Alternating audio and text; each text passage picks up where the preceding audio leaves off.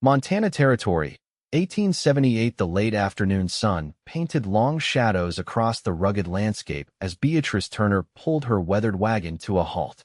The sprawling ranch that stretched before her was both imposing and beautiful, a haven in the wilderness, and possibly her last hope. 5 days of hard travel from Helena had left her exhausted, her supplies nearly depleted, and her options few. "This must be it," she whispered, clutching the crumpled advertisement that had guided her here. Quinn Anderson's Silverleaf Ranch. A cool autumn breeze tousled her chestnut hair as she straightened her simple blue dress, the best of her 3 remaining garments. At 26, Beatrice had already weathered more storms than most faced in a lifetime. The loss of her parents to fever, the burning of the schoolhouse where she'd taught, and most recently, the foreclosure of her modest boarding room in Helena. The advertisement seeking help at a remote cattle ranch had seemed like divine providence. The main house was larger than she'd expected, a 2-story structure of sturdy logs with a wide porch and glass windows, signs of prosperity unusual this far from civilization. As she approached, a small figure darted from behind a water barrel, startling her. "Hello," called a little girl with copper braids, no more than 5 years old. "Are you the new lady?" Before Beatrice could answer, the front door swung open. The man who filled the doorframe made her breath catch. Tall and broad-shouldered, with dark hair that curled at his collar and a neatly trimmed beard showing hints of russet, he regarded her with wary blue eyes. "Quinn Anderson," he said, his voice deep but not unkind. "You must be Miss Turner." Beatrice Turner, yes. She managed a polite nod, suddenly aware of her travel-worn appearance. "I've come about the position." His gaze swept over her, then the modest wagon containing her worldly possessions. Something shifted in his expression, perhaps recognition of the desperation that had driven her to seek work so far from anywhere familiar. "Come inside," he said finally, stepping back. "Clara, stop hiding and say hello properly." The little girl scampered forward, a curious blend of shyness and eagerness in her movements. "I'm Clara Anderson. I'm 5 3/4. Do you know how to make apple dumplings?" Beatrice couldn't help smiling. "I do indeed. My mother taught me when I was not much older than you." "My mama's in heaven," Clara announced matter-of-factly. "Papa says she's watching over us like the stars." Quinn's jaw tightened visibly. "Clara, go ask Mrs. Hendricks to prepare some tea for our guest." As the child bounded away, he turned back to Beatrice. "My apologies, Miss Turner. Children speak plainly, as you likely know from your teaching experience." "No apology needed, Mr. Anderson. Children's honesty is refreshing." She followed him inside, noting the comfortable but masculine furnishings.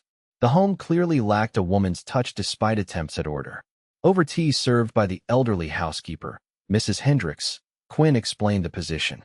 "I need someone to teach Clara her letters and numbers, keep the household accounts, and help with correspondence. The ranch is growing, and I find myself stretched thin. I understood from your advertisement that room and board would be provided?" Beatrice asked carefully. Quinn nodded. "The East Wing has private quarters, a bedroom, sitting room, and small study. Mrs. Hendricks comes 3 days a week for cooking and heavy cleaning, but she's getting on in years and lives in town." "And your expectations?" Beatrice asked, the delicate question hanging between them. His expression hardened. "I'm looking for a governess and household manager, Miss Turner, not a bride. Clara needs education and feminine guidance, and I need someone to bring order to this house while I manage 15,000 acres and 400 head of cattle." The bluntness of his answer both relieved and stung Beatrice. "I appreciate your directness, Mr. Anderson. I assure you I'm here for honest work, nothing more." Something like respect flickered in his eyes. "You'll have Sundays to yourself, a monthly stipend of $15, and your own horse for transportation. The nearest town is 14 miles east." It was more generous than she'd hoped. "When would you like me to begin? Is tomorrow soon enough?" There was the barest hint of a smile playing at the corner of his mouth. "It is," she replied, trying to mask her relief. She had shelter, a beautiful shelter at that, and purpose again. Clara reappeared at that moment, clutching a ragged cloth doll. "Is she staying, Papa? Please say she's staying." Quinn looked at his daughter, then back at Beatrice. "She is, little one. Miss Turner will be your teacher starting tomorrow." The little girl's whoop of delight echoed through the house. bringing the first genuine laugh from Beatrice in months. What she didn't know then was how that laugh would begin to heal not just her own heart, but two others as well. The first weeks at Silverleaf Ranch passed in a flurry of adjustments and discoveries. Beatrice established a routine for Clara's lessons each morning, followed by household management in the afternoons. The little girl proved bright and eager to learn, soaking up knowledge like the parched Montana soil absorbed rain. Quinn remained an enigma, leaving before dawn each day to work with his ranch hands, returning only for supper and occasionally to check on Clara's progress. He was unfailingly polite but maintained a careful distance that Beatrice respected, even as she found herself increasingly curious about the man behind the stoic facade. It was during the fourth week when Beatrice discovered the library, a room she had assumed was merely another storage space. Opening the door one afternoon while Clara napped, she gasped at the wall of books that greeted her. "My wife's collection." Quinn's voice came from behind, startling her. He stood in the hallway, earlier than usual, his hat in his hands.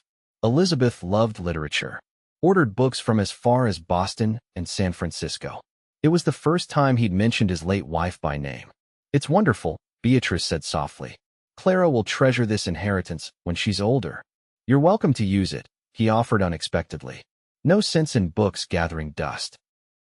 That evening, after Clara was tucked in bed, Beatrice returned to the library.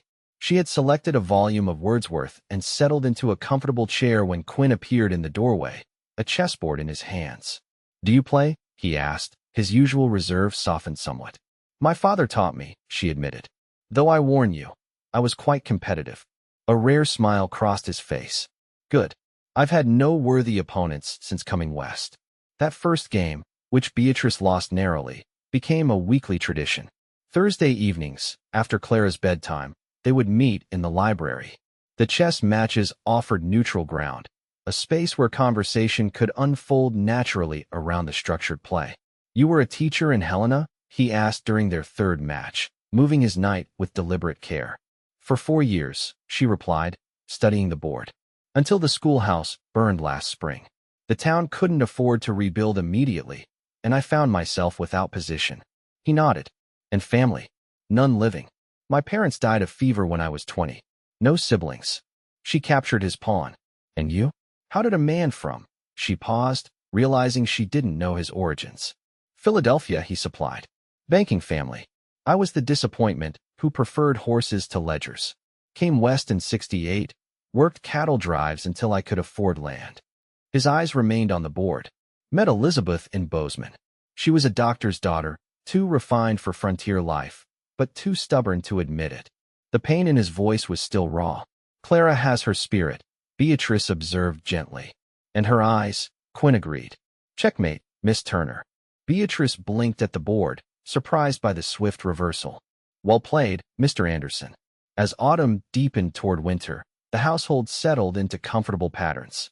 Mrs. Hendricks taught Beatrice the art of preserving the last garden harvest, and Quinn's foreman, Mr. Paxton, a weathered man of few words, began nodding in greeting rather than merely touching his hat brim. The first snowfall came in early November, transforming the landscape overnight. Clara woke Beatrice at dawn, bouncing with excitement. "Miss Turner, Miss Turner, the world is covered in sugar." Laughing, Beatrice helped the child bundle into warm clothes. They ventured onto the porch, where Clara immediately began gathering snow for a small figure. Quinn emerged from the barn, leading a horse, and paused to watch them. Something in his expression made Beatrice's heart flutter strangely. "Papa, come help us build a snow lady," Clara called. To Beatrice's surprise, Quinn handed the reins to a nearby ranch hand and trudged through the snow toward them. "A snow lady, is it? Not a snowman. She needs to be a lady because she's from Miss Turner," Clara explained with impeccable 5-year-old logic. For the next hour, the three of them worked together, Quinn's large hands surprisingly deft at sculpting the snow. When Clara ran inside for a ribbon to adorn their creation, he turned to Beatrice. "Thank you," he said quietly. "For what?" "For bringing laughter back to this house." His eyes held hers for a long moment before Clara's return broke the spell. That evening, as Beatrice read Clara her bedtime story, the little girl asked suddenly, "Miss Turner, can I call you something else?" "What would you like to call me?" Beatrice asked, curious. Clara fidgeted with her blanket. Sometimes I forget what Mama looked like. Papa has a picture, but it's not the same as having a real Mama to hug you and teach you things. Her small face grew serious. You do those things. Could I call you something special? Not Miss Turner. Beatrice's throat tightened with emotion. What did you have in mind, dear one? B, the child said decisively. Like the buzzy bees in summer. Because you're always busy making our house nice, like they make honey. Touched beyond words, Beatrice gathered the little girl close. I would be honored to be your bee. The Christmas season brought new dimensions to life at Silverleaf Ranch. Beatrice taught Clara to make paper chains and popcorn garlands, while Quinn returned from a rare trip to town with small gifts and candy sticks. The holiday preparations seemed to thaw something in him. He joined them more frequently in the evenings, sometimes reading aloud from Dickens while Beatrice mended by the fire. On Christmas Eve, after Clara finally succumbed to sleep, Beatrice found herself alone with Quinn in the main room. The fire cast a warm glow over the modest decorations, and outside, snow fell in gentle curtains. I have something for you, he said suddenly, reaching into his pocket. It isn't much, but the small package was wrapped in brown paper and string. Inside, Beatrice found a delicate silver bookmark engraved with a spray of wildflowers. Quinn, it's beautiful, she breathed, forgetting formalities in her surprise. I noticed you use scraps of paper in your books, he explained, looking slightly embarrassed. This seemed more fitting. I have something for you as well. She retrieved a package from behind the sofa. It's rather presumptuous, perhaps. Inside was a hand-knitted scarf in deep blue wool and a small leather-bound journal. I've noticed you making calculations on scraps at your desk, she explained. I thought a proper place to record ranch matters might be useful. His fingers traced the fine stitching of the scarf. When did you find time to make this? After Clara's asleep. The evenings are long in winter. Their eyes met across the space between them, and Beatrice felt a current of something unspoken pass between them. Quinn moved slightly toward her, then hesitated as a log shifted in the fire, breaking the moment. I should bid you good night, he said, his voice rougher than usual. Dawn comes early, even on Christmas. Of course, she replied, gathering herself. Good night, Quinn. She didn't miss how he watched her ascend the stairs, or the way he touched the scarf once more before setting it carefully aside. Christmas Day brought an unexpected gift, a Chinook wind that melted the snow and allowed Quinn's ranch hands, most of whom lived in the bunkhouse, to join them for a festive dinner. Mrs. Hendricks had come 2 days early to help prepare, and the house filled with savory aromas and masculine laughter. Beatrice, wearing her best dress, a deep green wool that Quinn had never seen before, found herself enjoying the company immensely. These were good men who worked hard, and their respect for Quinn was evident in every interaction. Miss Turner has transformed this place, the foreman, Paxton, remarked during dinner, raising his cup in salute. The boss has been almost pleasant to work for these past months. Good-natured laughter rippled around the table as Quinn shook his head. Don't let it get around, Paxton. I have a reputation to maintain. And Miss Turner makes the best biscuits this side of the Mississippi, added a young cowhand named Joey. Begging your pardon, Mrs. Hendricks. The elderly housekeeper snorted. No offense taken, boy. My biscuits put 3 husbands in their graves. God rest their souls. More laughter followed, and Beatrice felt a warm glow of acceptance. These people had become something like family in the short months she'd been at Silverleaf. Later, as the hands returned to their quarters and Mrs. Hendricks departed for her cottage near the stables, Clara insisted on one more Christmas carol before bed. The 3 of them sat before the fire, Clara between them, singing Silent Night softly. The little girl's head began to droop against Beatrice's shoulder before the final verse. I'll take her up, Quinn said, lifting his daughter with gentle ease. When he returned, he carried 2 glasses and a bottle of fine whiskey. A Christmas tradition, he explained, pouring a modest amount in each. To absent friends. They drank in companionable silence for a moment before Quinn spoke again. Clara adores you. The feeling is mutual, Beatrice replied honestly. She's a remarkable child. She asked me something strange yesterday. He swirled the amber liquid in his glass. She wanted to know if it would make her mama in heaven sad if she loved someone else too. Beatrice's heart skipped. What did you tell her? That love doesn't work that way. That hearts can expand to hold more love without losing what was there before. His eyes met hers directly. I believe that's true, though I hadn't thought it possible for myself until recently. The implication hung in the air between them, fraught with possibility. Quinn, she began, uncertain how to proceed. He set his glass down carefully. I don't wish to presume, Beatrice. You came here for employment, not entanglement with a widower and his daughter. But I find myself increasingly aware of you, not just as Clara's teacher or the keeper of this household, but as a woman I've come to admire greatly. Her breath caught. I've tried very hard to maintain appropriate boundaries. As have I. His laugh was soft, self-deprecating. Rather unsuccessfully, it seems. What are you saying exactly? She asked, needing clarity despite the way her pulse raced. That I would like permission to court you properly, if you're amenable. No change in your position or standing unless you wish it. No pressure. His hands, usually so steady, showed a slight tremor. I'm not a man given to flowery speech, but I believe we could build something good together. The directness of his proposal was so quintessentially Quinn that Beatrice felt a surge of affection. I would like that very much, she said simply. His smile transformed his face, erasing years of solitude in an instant. He reached across to take her hand, his touch warm and certain. Merry Christmas, Beatrice. Merry Christmas, Quinn. Winter on the Montana frontier was a season of extremes. Bitter cold interspersed with unexpected mild spells, blizzards that confined them to the house for days followed by crystalline sunshine. Quinn's courtship followed a similar pattern of restraint punctuated by moments of surprising tenderness. He began leaving wildflowers on her desk, dried ones from Elizabeth's pressed collection during snowstorms, fresh ones he'd found during thaws. He asked her opinion on ranch matters, genuinely valuing her practical insights. And each Thursday, their chess matches continued, now with an undercurrent of awareness that made every accidental touch of fingers over pieces feel significant. Clara, perceptive beyond her years, watched their evolving relationship with obvious approval. Papa smiles more now, she confided to Beatrice one afternoon while practicing her letters.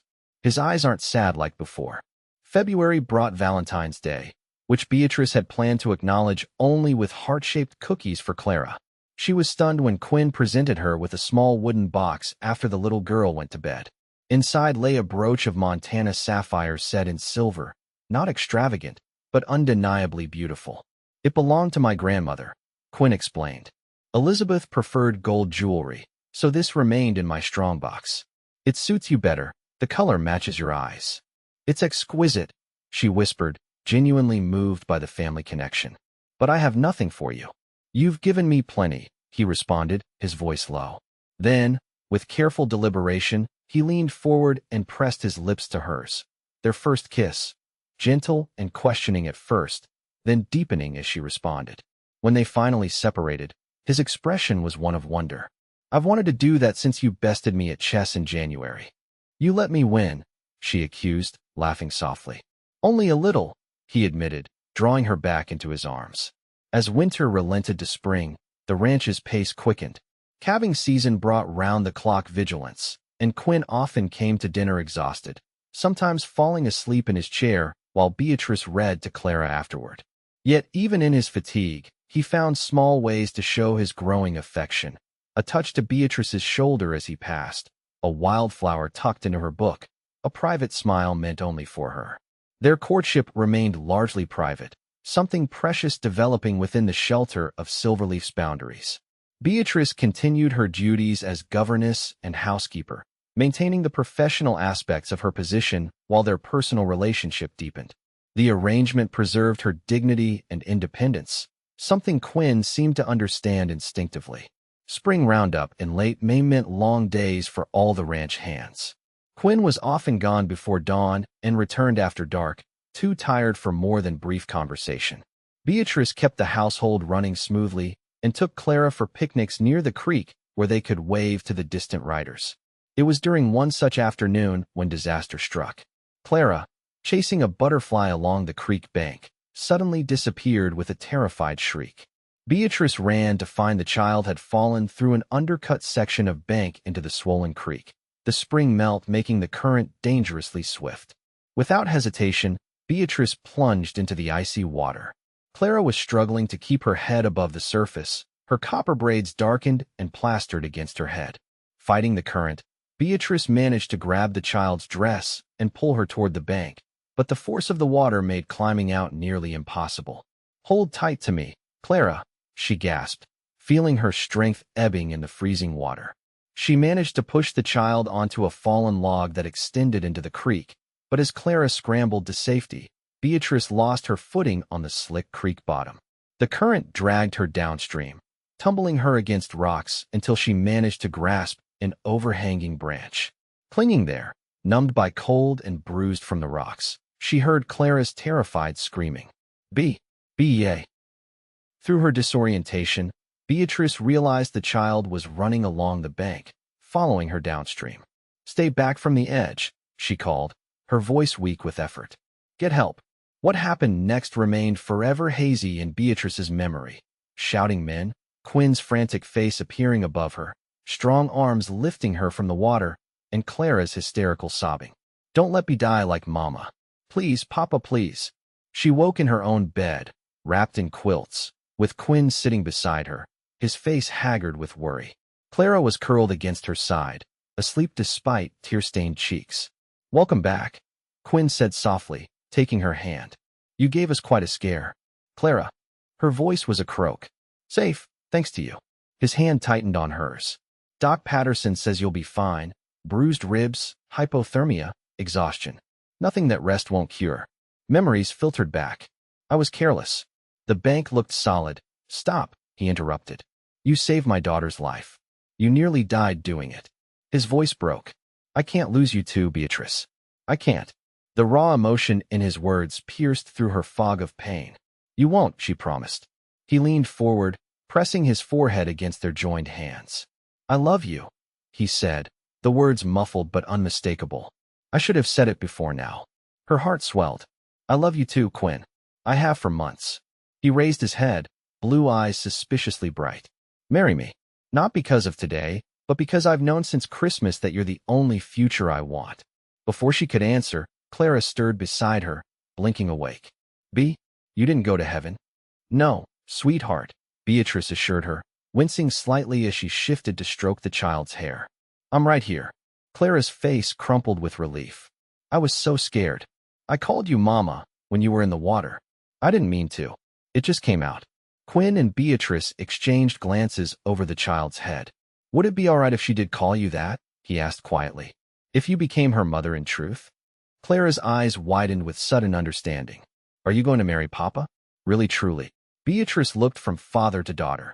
This man and child who had rebuilt her world when she'd had nothing. "Yes," she said simply. "Really, truly." Clara threw her arms around Beatrice's neck, eliciting a gasp of pain that she quickly tried to hide. "Sorry, but I'm so happy." Quinn gently disentangled his daughter. "Careful with your future, Mama, little one. She needs rest." "Can I go tell Mrs. Hendricks?" Clara asked, already bouncing with excitement.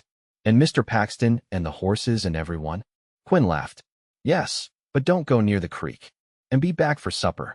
As Clara's footsteps pounded down the stairs, he turned back to Beatrice. "She'll have the news across the entire territory by nightfall." "I don't mind," Beatrice smiled, then grew serious. "Are you certain, Quinn? I came here with nothing. No dowry, no family connections." "You came with everything that matters," he countered. "Intelligence, strength, compassion. You rebuilt this home from a house of ghosts to a place of life." He touched her cheek gently. "You taught me to love again when I thought that part of me had died with Elizabeth." "When should we marry?" she asked, practical even in this moment of romance. "As soon as you're well enough to stand at the altar," he replied promptly. "Unless you want a grand affair?" She shook her head.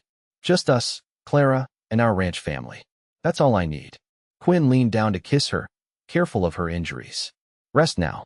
We have a lifetime ahead of us." They married on a perfect June evening, 3 weeks after the creek incident. The ceremony took place in the meadow below the main house, with wildflowers in riotous bloom, creating a natural cathedral. Reverend Thomas rode out from town to officiate, and every ranch hand attended in freshly pressed shirts. Beatrice wore a simple gown of ivory silk that Mrs. Hendricks and the wives of 2 ranch hands had worked day and night to create. Clara preceded her down the makeshift aisle, scattering flower petals and beaming with importance in her new blue dress. Quinn waited beside the Reverend, standing tall and proud in a new black suit, his eyes never leaving Beatrice as she walked toward him. Mr. Paxton, serving as best man, nudged him when it was time to speak his vows. So absorbed was he in the vision of his bride. Their vows were straightforward and heartfelt. When Quinn slipped his mother's wedding band onto Beatrice's finger, his hands were steady, but his voice roughened with emotion. "With this ring, I thee wed, and pledge my life to yours." As the Reverend pronounced them husband and wife, Clara couldn't contain herself any longer. "Can I call you Mama now? For real and forever."